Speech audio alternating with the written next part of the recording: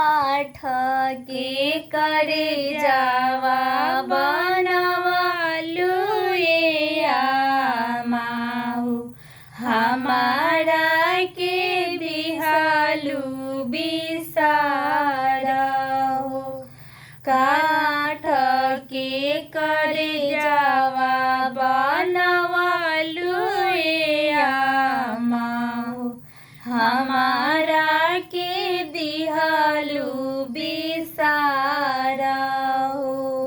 हरदम रखलू आमा सीना से लगाई के भेजतारू काहे ससुराल हो। नव महीना आमा कोखिया में रखलू दूधावा तू सहेजलू हजार हो। नव महीना आमा कोखिया में रखलू दुखावा सहलू हजार हो।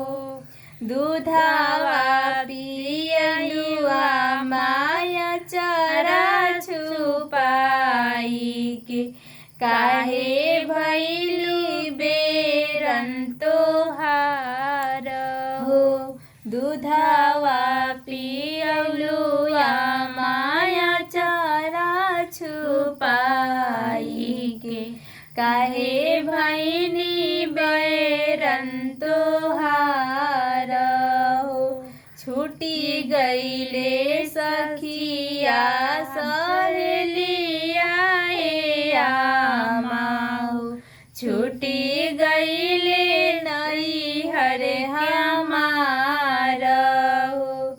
छूटी गईले सखिया सहेलिया ए आमाहु छूटी गईले